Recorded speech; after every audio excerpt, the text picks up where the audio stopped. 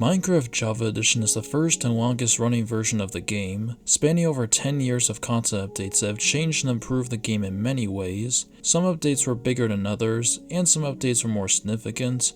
In this series, we'll be taking a look at every single major update to Minecraft, starting from the earliest days of PreClassic, all the way to the most recent updates. Now, because there's been so many updates, I'm going to be splitting this into parts. Part 1 will take a look at the PreClassic, Classic, Indev, Infdev, and Alpha versions of the game. Part 2 will be every beta version and the official release. Part 3 will be updates 1.1 through 1.10, and Part 4 will be updates 1.11 through 1.20.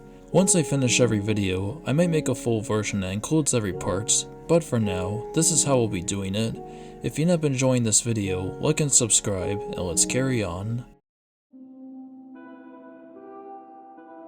In the first official release of Minecraft, the game wasn't even called Minecraft yet, instead it was called Cave Game. In the first release of Cave Game, you spawn to a flat square cover of grass, and if you break the grass underneath you, you'll find cobblestone. These were the only two blocks in this version, and cobblestone was really the only block you could use. You would left click to place a block, and you would right click to break a block. The world had borders, and if you reach these borders, you would just follow the world until you decide to exit the game or respawn, which you could do by pressing R. This is how it all began, but by the end of the pre-classic era, a lot of changes happened. The world now generates more naturally, and each world you load will generate differently, but only if you're playing in a new world. Otherwise everything is turned into stone. New blocks are added including stone, dirt, wooden planks, and saplings, and there's an icon in the top right corner which shows what block you have selected. The first ever mob will be added known as humans, which carelessly wander around the world. 10 will spawn per world, and you can also spawn them in yourself by pressing G. When you look at this today, you might think this is just a shameless copy of the actual game, but by the next phase, things will start to look more familiar. In the classic versions of Minecraft, a lot of changes and additions are made. Trees now generate in the world, caves will now generate underground, rivers and lakes can generate, and lava pools can generate underground. And I guess it's worth mentioning that water and lava have been added. Bedrock has also been added, and it will generate at the bottom of the world like it always has, and like always, you can't break it or pick it up. Beyond the world border is an infinite ocean with bedrock on the floor, and you can no longer pass the world border. Clouds will now appear in the sky, and you can summer rain into the world by pressing F5. A lot of new blocks have been added, including sand, gravel, leaves, wooden logs, bricks, glass, stone slabs, mossy cobblestone, dandelions, roses, brown and red mushrooms, sponges, coal, iron and gold ore, iron and gold blocks, bookshelves, TNT, obsidian, and all 16 types of wool blocks. There's also now an inventory which gives you access to all these blocks. You can access it by pressing B, and there's a hotbar at the bottom of the screen that gives you easy access to some of the blocks you want to use. There's also now an options menu which allows you to customize the game experience, and you now have the ability to create and save worlds. There's also music and sounds that you can hear when playing. Classic Minecraft also introduced big things like multiplayer and survival mode, but at the time, these can only be accessed through test versions. By this point, Minecraft was basically just creative mode without flying, but that will quickly change in the next phase.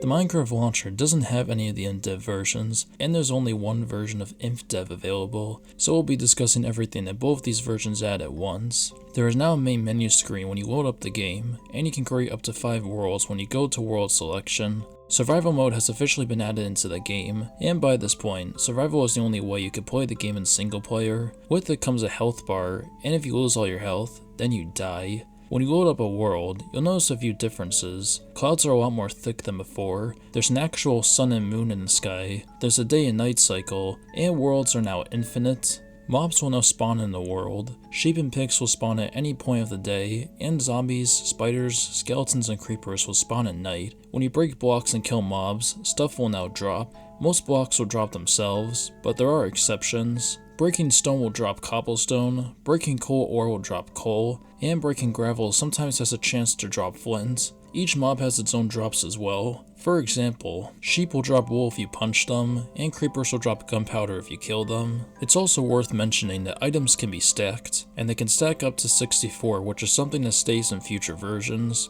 Crafting has been introduced. You can craft stuff in your inventory, which for some reason you have to press I to open it, or you can make a crafting table to give you a larger plate of things to make. Tools have been introduced. You can craft them using wood, stone, iron, and gold. Swords make it easier to kill mobs. Pickaxes allow you to break stone type blocks faster. Shovels allow you to break dirt types block faster. Axes allow you to break wood type blocks faster. And hoes allow you to create a farm. There's also extra tools and weapons like bows, which allow you to shoot arrows, and flint and steel, which allows you to create fire. Buckets have also been added, which allow you to pick up water and lava.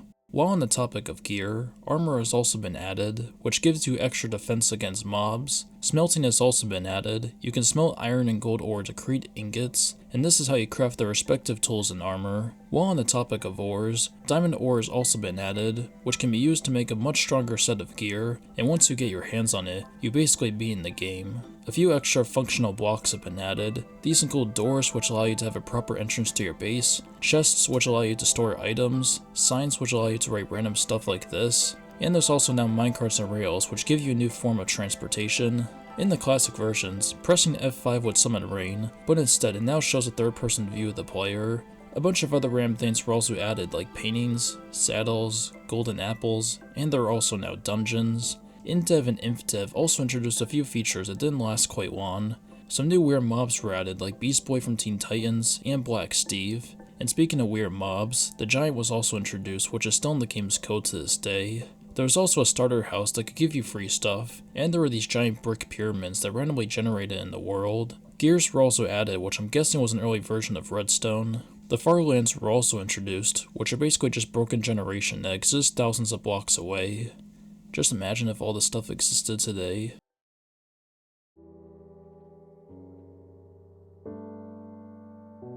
The alpha versions of Minecraft introduced some big things to not only improve the gameplay, but also give you more to explore in your world. First off, multiplayer has been fully implemented, so now you can play with friends or random strangers you've never met, your choice. The ability to implement mods has also been introduced, so now you can play with mods, which is a pretty big deal. Moving over to the core game, you now have the ability to sneak and move around slowly, and because of that you can now make the symbol of peace. New music and new paintings have been added, cave sounds have been added, and each mob has their own unique sounds. Fences have been added, minecarts with chests and furnaces have been added, jukeboxes have been added, which also comes with the 13 and cap music discs, and boats have been added, which allow you to easily move across bodies of water. But be careful because the boat breaks when you dismount it. Stupid dumbass boat. Cows and chickens have been added as new passive mobs. Cows can be milked and will drop leather, and chickens will drop feathers. Slimes have also been added as a new hostile mob, and they can give you slime orbs. Spider jockeys have also been added, which are basically just skeletons riding on spiders. Biomes have officially been introduced, so now there's more variety in world generation, and along with this, there's also some new natural blocks like cacti, sugarcane, clay, snow, and ice. Clay can be used to make brick items, which can be used to make bricks. And sugarcane can be used to make paper, which can be used to make books, which can then be used to make bookshelves. Redstone has also been introduced, and along with it comes wooden and stone pressure plates, stone buttons, redstone torches, levers, and iron doors. A few extra tools have been added like compasses, clocks, and fishing rods. In these versions, compasses will only point towards your spawn point, but clocks and fishing rods work the way they normally do. Since fishing rods have been added, that means a fish has also been added.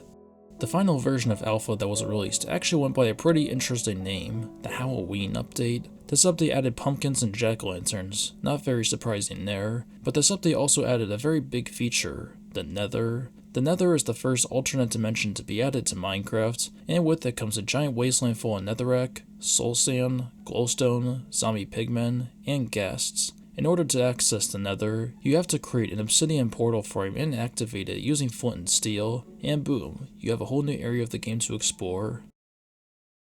And that's where we're going to stop for this video. Originally I was going to do each of these phases in their own videos, but since all these phases of the game didn't have a lot of updates, I thought I might as well condense all of this into one video. Next time we'll be taking a look at every beta version of the game, and we'll also be touching on the official release. If you're interested in watching, be sure to like and subscribe, and turn on the bell to be notified when I upload a new video. I would really appreciate it. And if you want to support me further, become a channel member to get access to special features, but it's your choice if you want to. And yeah, thanks for watching, and peace out.